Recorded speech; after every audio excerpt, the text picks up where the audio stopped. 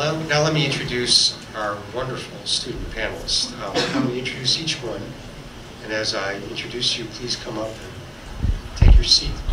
You can probably match yourselves to your Carnegie Mellon students. You can do it.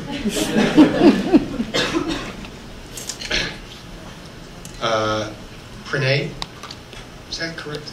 It was Pranay. Pranay Jain. That's your cue to start moving up.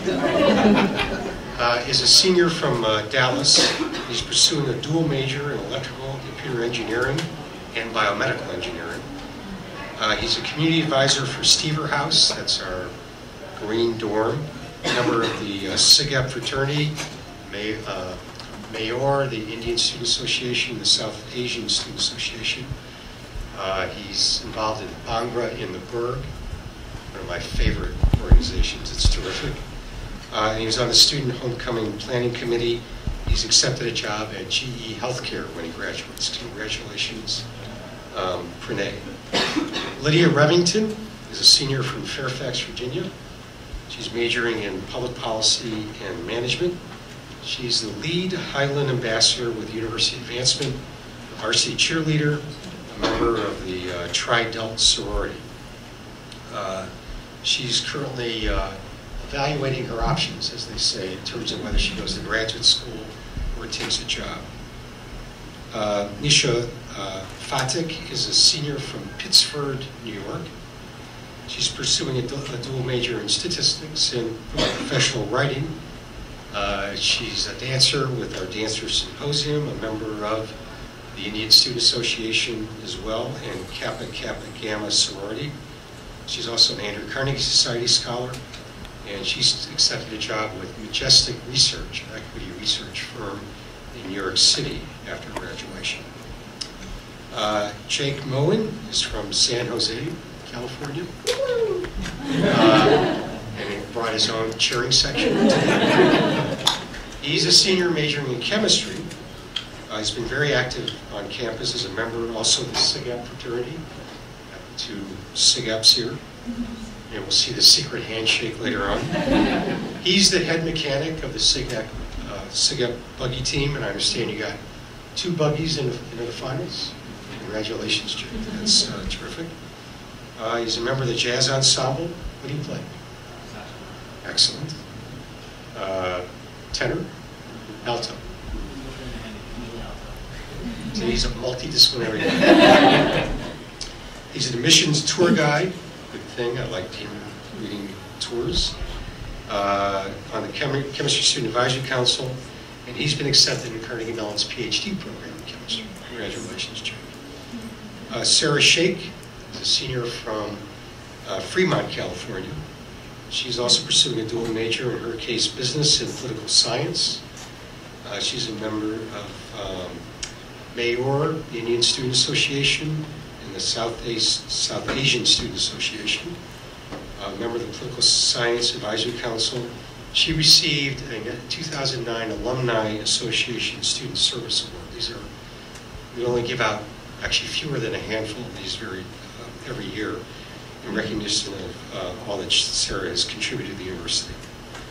Swati Varshney, I mentioned before, is from Burlington, Massachusetts, and majoring in chemistry also, as well as SHH, Science and Humanities.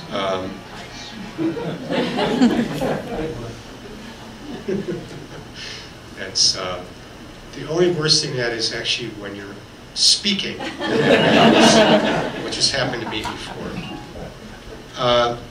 As I mentioned before, Swati won a Churchill Scholarship, which is a tremendous achievement, as well as a Barry Goldwater Scholarship, and she's also an Andrew Carnegie Society Scholar. She's on Mortar Board and received an undergraduate research grant. She'll be heading to Cambridge University on her Churchill, and she's been accepted to study material science and MIT's PhD program in material science after that. So as you can see, a very accomplished, involved group. Please join me in welcoming our wonderful speakers.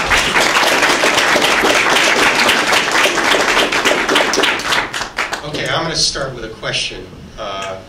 see how they do. And you're free to chime in anytime with your questions. And if you don't have any, you're going to have to put up with my questions. And I think they'd rather hear yours. Let's start with this. Think of a faculty member or an alumnus, a staff member, with whom you've had a relationship of any kind. Preferably a good relationship, but it doesn't have to be. And tell us a little bit about what it was. And we could, anybody want to volunteer first? Anybody ready to do that? Or? I'll go. Okay. So the person I'd like to talk about is my research advisor, Professor Richard McCullough.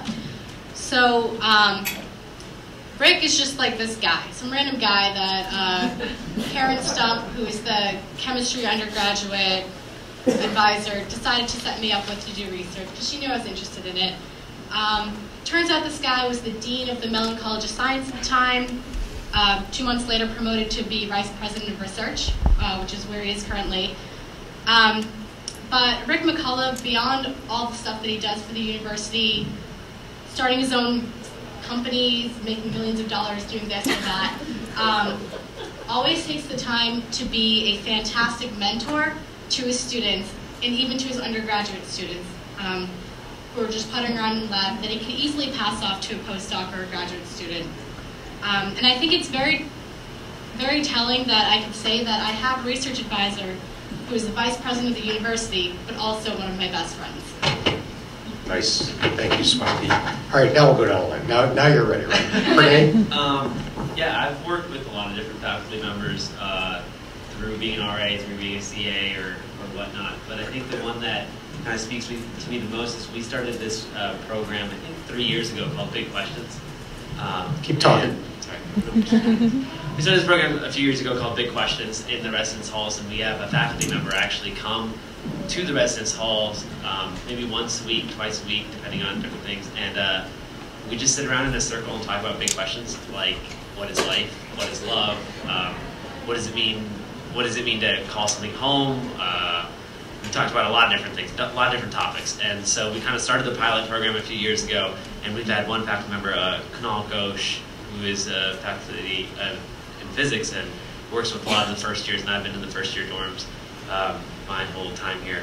And just working with him and just talking about life stuff. This isn't anything school related, anything. I get to hear his perspective on what does karma mean, or what does he believe in uncruel punishment, stuff like that that you would never like think about talking to your professor about. Like, you go to a class, you don't really say, here's my physics professor, they're going to talk to me about unusual cruel punishment tonight. Like, you don't really get that experience anywhere else, and I think that program has really worked really well. And so just being that close with faculty member is been astonishing. Great. Lydia?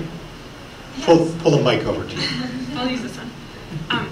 So I think one of the most interesting and intimidating professors in my experience has been Professor Fishbeck, who teaches DADS, which is a social and decision science course, which is decision analysis and decision support systems. And I remember the first day of DADS where he explained that you can get a negative infinity in the class. And that means that you base your confidence intervals on how right you think you're going to be in getting the question correctly. So we were very intimidated, and I've heard a lot about DADS throughout my whole time at Carnegie Mellon, and I'm finally deciding I had to take it.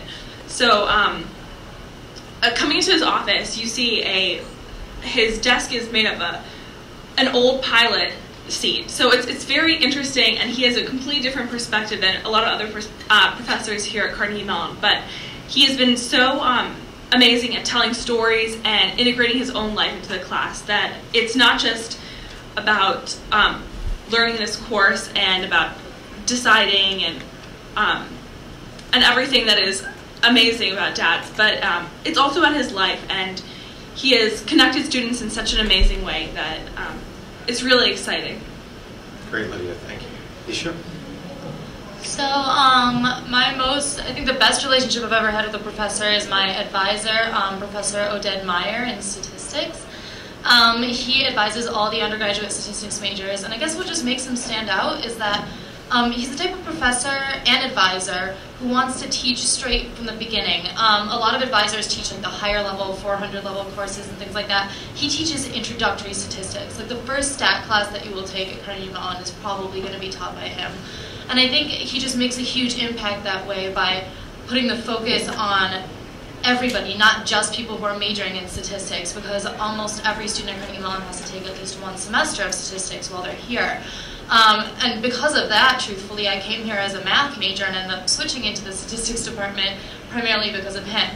And I think just throughout my experience with him as an advisor, like, I would just be able to go into his office and be like, yo, job or grad school? And he immediately was like, job, I know that's right for you, I know that's what you want to do. So just things like that, being able to have him there to answer my questions, and then getting to know him outside of statistics, finding out that he's an amazing classical pianist, which I found out last year. It's just really exciting to get to know your professors like that and have them be really helpful. Thanks, Nisha. Jake? I had a similar experience to everyone on this. It's actually difficult to pick out a single person who you actually connect with on campus, because there's so many of them. For me, there is one that stands out. Swati mentioned my advisor, Karen Stump. We're both chemistry majors, and she is a chemistry advisor. It's difficult for me to pick between my research advisor, who works with Rick, and Karen, because they've both been so supportive throughout my time as a chemistry undergraduate. But Karen in particular stands out because she is one of those advisors who is just so nice. You can't even believe that she has a person who's in charge of you in a sense, because she's more of a friend than anything else. You can always go to her office. She has got candy and toys and all sorts of fun things just like laid out around the office. And whether it's a serious meeting or if you seriously just want some candy, she's always happy. Her door is always open too. That's one great thing on her. So you can just poke your head in and say hi. One time I got a bad grade on a test, which happens more than I'd like to admit, but she'll email you being like, hey, I saw this person, they said you got a bad grade, and I was wondering if you're doing okay in that class. And that's not the kind of personal attention you get at most schools, but at Carnegie Mellon, that's par for the course. Especially in, I can only speak to MCS because it's the college I'm in, but everyone I've talked to has the same experience, and that's just fantastic. You don't get that kind of support, I think, anywhere else. I understand. Thanks, Jake. Sarah? So I'm going to be a little selfish and say that I have 9, and I won't go into specifics, but me and my friends decided to do this movie, which involved CMU and love, and it wasn't about relationships on campus. It was about professors and how they quantify love, and how do they fall in love with Carnegie Mellon University. And we decided to find the top niche research professors on campus, people that you don't run into on campus by walking. They wouldn't teach you a class. People like Red Whitaker, who's the godfather of robotics on campus. And for us, it was an opportunity to meet individuals that we don't get to meet in our everyday experience. So we took advantage of it, and we thought, it's going to be really difficult for us to get into contact with these amazing people on campus. And all we did was send an email, and we quickly got responses. And we got to have these personal interviews, and we put this movie together. And if you guys are all around tomorrow, you can actually watch it tomorrow at Carnival. And essentially, I watch it whenever I'm really down, considering I'm a senior and I have no idea what I'm doing when I'm graduating. And they gave the best advice about life, and they really, really just connected with you. And one of those individuals was President Cohon himself. And you watch it, and you figure that, they love what they do. They love Carnegie Mellon, and I love Carnegie Mellon. That's why I'm connected to them. And so maybe I will figure out what it is I want to do with life. And I don't know yet, but it's a really reassuring video, and it realizes that, at other campuses, you can't just meet the top research professors by just sending an email. And at Carnegie Mellon, you can. So that was really beneficial for me. I should end right now. It's not getting better than this. Just a couple of comments on this. First of all, I was kind of hoping someone would say, oh, the president, he's the coolest president. Thank you for my little mention. I appreciate it. Well, actually, President Cohon is the coolest president. Yeah. He was at dinner at his house 2 days ago. I had to beg for that. The other thing is, we do an exit survey of all of our graduating students, and we give them something like 40 things on which to judge the university. And as long as I've been here, the near the top, usually number 2, is how accessible the professors are. And that's what you just heard. I could not, in terms of, if you were to ask me, of all the things you would like us to be, for students to think of when they think of a strength or a positive characteristic of the university, that would be it. And I'm just delighted to hear that you say that, and I didn't have to beg for that. Okay, yeah, anybody have a question? Go ahead. Sure. You can't ask Jake, though. For the camp. For the camp. So you guys are all seniors, right? So I don't want to scare you, but you're in your last few weeks of school here. And looking back, it's a great time to reflect. So beyond this wonderful education that you're taking away from here, what's sort of the top experience that you're going to be doing? That's a great question. Would the first person who responds repeat it?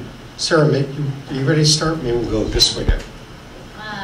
So my top experience that isn't just, the education that Carnegie Mellon has afforded me. And, it's hard to start because I have so many experiences.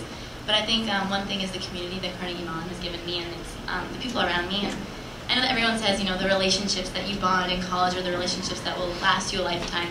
But it is so true, and it's very scary to think that we have 3 weeks left. And every day I'm just like clinging to my friends. I'm clinging to the girls in my house because they're all from different parts of the United States. Some of them are international students. And I realized from the individuals who've graduated and have been my friends, Carnegie Mellon is so unique because I come from California and my friends all go to school in California. And everyone that they go to school with is from California, and we're all in this little California bubble. But at Carnegie Mellon, it is so international and it's so domestically different that when I graduate, I could go anywhere in the world and know that I have a connection. Whether I had that person in a class, or if I had that person through a program or a project, or they were one of my great friends, I can go literally anywhere in the world. I can confidently say that I know someone, and that I think is beautiful, and I'm really excited about that. So that's what I'll take away with me. Traveling benefits, basically. It's like a crash. What I will take away from Carnegie Mellon is, how do I phrase this? The ability not to fear overcommitting myself to something in particular. And for me, at Carnegie Mellon, that has been undergraduate research. I started doing undergraduate research, thinking, it's something to occupy my time, it'll be fun. But the bond that I've developed with my advisor and my lab has been phenomenal. I absolutely love my research. Going to lab every day is the highlight of my day. And I'm proud to admit it, actually. And when I travel away from Carnegie Mellon, and even to Cambridge in the fall and MIT thereafter, I'll carry that with me, just not to be afraid to dive right in and really get to know exactly what I'm doing and want to know everything about it, so that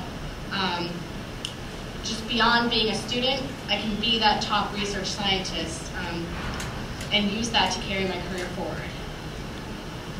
I would have answered the previous two, but I'm actually staying in Pittsburgh, so I get to keep both of those, thankfully. But I guess the one thing, if I look back at my experience at Carnegie Mellon, I would take away, other than the outstanding education, is probably you could argue you could learn this in any college. I would argue differently, that the ability to live as an adult, to be a grown-up person.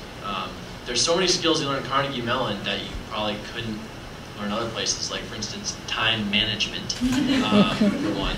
Two, for instance, not being afraid to try something new. It's a very nurturing campus in the sense that, as we already discussed, the faculty and staff are very accepting and accessible. As Sarah mentioned, all the people who come here are very open people. It's the reason I decided to come is because one night I spent with students was enough for me to decide to come here. And that sort of environment teaches you that it's okay to take risks, and here's the kinds you can take and you can't. This is college, it's time to learn that. Like I said, people would say, oh, that's what you're supposed to learn in college. I'd say Carnegie Mellon does a better job of that than I think anyone else realizes. I think the thing that I'm definitely going to take away with me the most is the fact that Carnegie Mellon allows you to break stereotypes. And just coming out of a very preppy public high school where there were a lot of cliques and you kind of had to fit into a certain group, and you were kind of in that group for the entire 4 years that you were there. Coming here was the exact opposite. I could be Indian and I could join a sorority. I could join Dancer Symposium even though I hadn't danced since the 3rd grade. Just things like that, just having these opportunities to meet so many different kinds of people and be in so many different organizations that may not really have anything to do with each other, but learn things from all of them. And I think that's definitely the most valuable experience for me. All right. This might sound a bit nerdy, but so I guess what I learned, what I've gained most about my experience at Carnegie Mellon is the problem-solving techniques that I've carried with me throughout the years. And when I realized that I wanted to pursue a more of a specialization in health policy, because sophomore and junior year, I decided that that's something that we really need to focus on, and it just so happens that our government is focusing on that as well. So I guess that's when I go back home, I'm around my family and friends, and I'm like, let's solve this problem. Let's go ahead and do this. And everyone's like, let's go through this a little bit slower. And I'm like, no, I'm ready to take this on full charge ahead. So I definitely think that that's one thing that Carnegie Mellon does a really good job with, is looking forward to solve the problems and spearhead those kind of initiatives. So I'm really proud of being a part of that here, and I'm glad that Carnegie Mellon has taught me that. First off, it is scary. It's going to be scary, and I think that's the first thing that a lot of us feel when we realize we only have 3 weeks here. But the best thing that, and President Cohon spoke to this too, is I'm scared, but then I think about it, and I'm like, it's going to be okay. There's no way that I'm going to have to work as hard as I work here. There's no way. And if there is, it's going to be on par. I'm going to learn how to do it, because when I came here, I obviously didn't know about it, and I kind of rose up to the challenge then, so I can rise up to any challenge. It's one big thing, but more tangible, what have I learned? Stuff I do during Spring Carnival. I've been a booze chair for the past 2 years. Never in my wildest dreams would I have imagined be building stud walls and frames and 2-story structures and stuff. I'm never going to get to do that again. Maybe I can go do Habitat for Humanity or something like that. But it goes back to those opportunities, the opportunity to be out there on race day at Buggy and be, helping out the mechanics or doing something crazy like that, or putting on a second story to a booth at 3 a.m. or I don't know, we've done crazy stuff, making a ship. There's a lot of just out there stuff that I never would have imagined would be possible. And the other, addition to that is I never realized how much I would love management, how much I would love people. I think what I've realized here at Carnegie Mellon is I go to class, and then I come back and I do management in a sense of, that's why I've been an RA for so long. That's why I've been a booth chair. I realized I love working with people, and that's what I want to do. And it's weird to say that. So when I was going through the interview process for jobs and stuff, I was just like, I want to work with people. Just find me something that I get to work with people. That was my biggest thing. And so, that's what I kind of realized through my course here. And that's not anything that I've learned in the classroom. That's just me doing all the other stuff that I do around has made me realize that as a person. So. That's great. By the way, the SIGAP booth is fantastic. Congratulations. It really is beautiful. Very, very impressive. So you owe it to yourself to get over to the Midway to check it out. Anybody else have a question? Yes? Why did you end up choosing Carnegie Mellon? And was it your first choice maybe? And how did you weigh between all schools? You want to go first, Pranay? Yeah, sure. I'll be honest, it wasn't the first choice. I did apply early. It's an interesting story. Anyway, I was one of those stereotypical kids that was like, oh, MIT, that's where I gotta be. It's gonna be amazing. And I remember I visited a bunch of different campuses, and I visited MIT, and I didn't like it. You make an image in your head, this is gonna be the school, it's gonna be awesome. And I went there, and I was like, this is totally not right. It's not a fit. And then I remember visiting Carnegie Mellon, and I was like, this feels right. There's a campus. It kind of makes sense. It's secluded. It's its own thing. But here's the city, and yada yada. The only thing that was drawing me back was, oh, it's in Pittsburgh. That's what it's but my 4 years have completely destroyed that myth. It is by far the coolest city to be in. It's awesome, and 2 Steeler championships, the Pens championship. It's been way too much fun. So definitely wasn't the first choice, but it always in the back of my mind just felt like the right place, kind of. I'm an engineer. I knew I wanted to do engineering. I always heard that Carnegie Mellon was a great engineering school. But the biggest thing that just sold it for me was orientation. I went through orientation. I had no ifs, ands, or buts about it after a week of orientation. There's no question. I think it was the first night, and I met a lot of these people during orientation, actually. But I remember the first night, we were sitting around, and then something came about Star Wars or something like that. Something completely nerdy, and someone else chimed in about it. So I was just like, wow, wow, I'm not. In high school, you're just like, I don't know, I can't talk about this. I should talk about it. And then you come here and you're like a little hesitant at first, and then you kind of just dive in, and someone else joins in, and at the end of the day, you're like talking about Star Wars for 2 hours. But like, it was the right fit. It totally made sense. And so I tell this to everybody. I'm so glad that I didn't get accepted. It's my top choices or whatever, because I wouldn't have been able to do all the things I get to do here and get a great education and do booth buggy and do RA and all the other little things that we get to do, because I would have been too focused on schoolwork. So. All right, so I'll be honest too. Carnegie Mellon was the best school that I got into.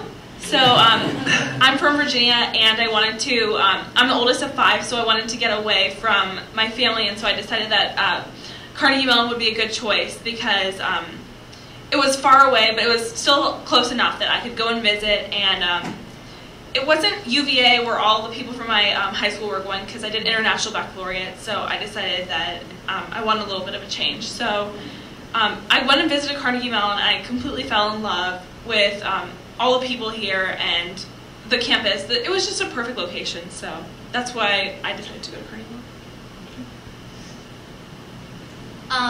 I'll be honest too, Carnegie Mellon was not my first choice. But I ended up being down to, at the very end, I think Carnegie Mellon, Tufts, and University of Michigan. So, and my older brother went to Tufts, so I kind of had that drawing me towards Tufts at first, actually. For me, it was the campus visit, hands down. I remember actually visiting all 3 within the same week after I got accepted. And literally, like, my mom and I are driving home from Pittsburgh. Carnegie Mellon was the last. I don't know if that played a role in it or anything, but we're driving home from Pittsburgh to Rochester, and I was like, Mom, we need to order a hoodie. She's like, what? I was like, I need a Carnegie Mellon hoodie. She's like, do you even know you're going there yet? I was like, yes, I got it. This is it. Like, that's the big thing in high school. Like, you have to get a hoodie from the college you're going to. So yeah, we ordered it the second I came home, and I think for me, just everything, all the questions I had to ask here while I was visiting were answered perfectly. Like I said, can I pursue writing and math at the same time? They're like, yes. Can I pursue both of those and my hobby in music? They said yes. And so just things like that, just everything was just answered perfectly. And everything that I wanted to do, I knew that I would be able to do here and excel at it here. I had a similar experience to everyone else. I did the college game where I applied to like way too many schools probably, and I had a strong family history with Duke, and thank goodness I didn't get in there because I don't think it would have been a very good fit personally. So I got into all these schools, and my parents were kind enough to send me on overnight trips to all these schools. That was a great thing because I got kind of an untainted perspective. And Carnegie Mellon was like the definite standouter. I came here right away, and I didn't have a place to stay on campus yet because the sleeping bag weekend, as they call it, was the next day. So I just had a hotel downtown Pittsburgh, which could be a little intimidating, but I just decided to go wander around and find a cheesesteak. And had a couple conversations with homeless people. I did get my cheesesteak, and then came up here the next day. It was just one of those days like today. It's like picture card perfect. It's just incredible, and I was like, oh, this is nice. And that's just like the beginning of a great day because I stayed with this guy who's kind of an oddball, but he lived in, pardon my French, one of the crappier dorms that's I think now been renovated, but the rooms were tiny. So everyone was always in the lounge all the time. And the RA for this floor was this amazing person. His name is George Chavez. Yeah. And he was a senior chemistry major, and he was majoring in green chemistry, which was what I wanted to do. He had all this research. And pretty much everything I asked him about, like what I wanted to do, he was like, oh, I do that too. And I was like, wow, I want to be like you. He slightly achieved that. George, and so he kind of convinced me, and then like the guy who I was staying with, his roommate was on crew, and I was on crew team, so they were like, let's check that out in the morning. And then like they were all bored sitting around at night, and they had all finished their homework surprisingly. And they were like, yo, let's go to a brownies party. It's like, what's that? And literally the kids, his mom would send him a box of brownies, which my mom does. Thanks, Mom. And they would just go eat all this guy's mom's brownies, and they were delicious. And they'd just talk around, like sit around talking about nerdy things like Star Wars, of course. And that's how I knew it was like the place for me. It felt at home right away. And it was a really great trip. And it just, in comparison to the other schools I visited, there was no choice. So I didn't have a top choice. I don't know if you've heard of Middlebury or Brown, but if you throw Carnegie Mellon into the mix, the schools are all very dissimilar. So the draw to Carnegie Mellon for me was that I could do all the things that I could do at Middlebury and Brown, plus some science and technology. And since chemistry was my main focus, but I was also interested, like Nisha, in some of the humanities. I was really big into writing and English and literary studies. Getting accepted to the Science and Humanities Scholars Program was perfect for me. But even still, Carnegie Mellon, it wasn't exactly perfect. I mean, it was in Pittsburgh, but at the end of the day, I'm a big risk taker, so it being in Pittsburgh was actually kind of a draw. And even though I'm coming from New England and Pittsburgh is compared to Vermont and Providence, Rhode Island, and I'm a Patriots fan going to Steeler country, the fact that it was a risk and that it was something different and something exciting and it might be an uphill struggle was really exciting and enticing for me. Alright, so you guys have heard great answers, so I'll keep it as short as possible. And the one reason that I tell everyone, that I tell every student that wants to decide between Carnegie Mellon and another university is that at Carnegie Mellon, you are a name. Like I am Sarah Sheik. At any other university, you are a number. And I stand by that fully, especially when my friends all go to different universities. At this school, you are recognized by your name from all professors, from all... President Cohon knows our name. I mean, you read it off the list, and he knows our names, but that the capability to make those relationships you find at this school. And I realized that because the teacher-to-student ratio is so much smaller here, that I can go to my professor's door and it's always open. And that was so different for me and my options at California, where the undergraduate population is 40,000 students. And I don't think I could have handled that, and I found a perfect niche here, as I think all of us have. So. Thank you, number 82. That's a very good answer. Well, unfortunately, our time has come to an end. I don't know how you feel, but I could listen to these kids all day. You're so impressive. We're so proud of you. And we know you will do great in life. We'll be watching you. I just give my commencement speech. Don't worry, I'll do it again at commencement. Anyhow, thank you very much for joining us, and please join me in thanking this wonderful young man.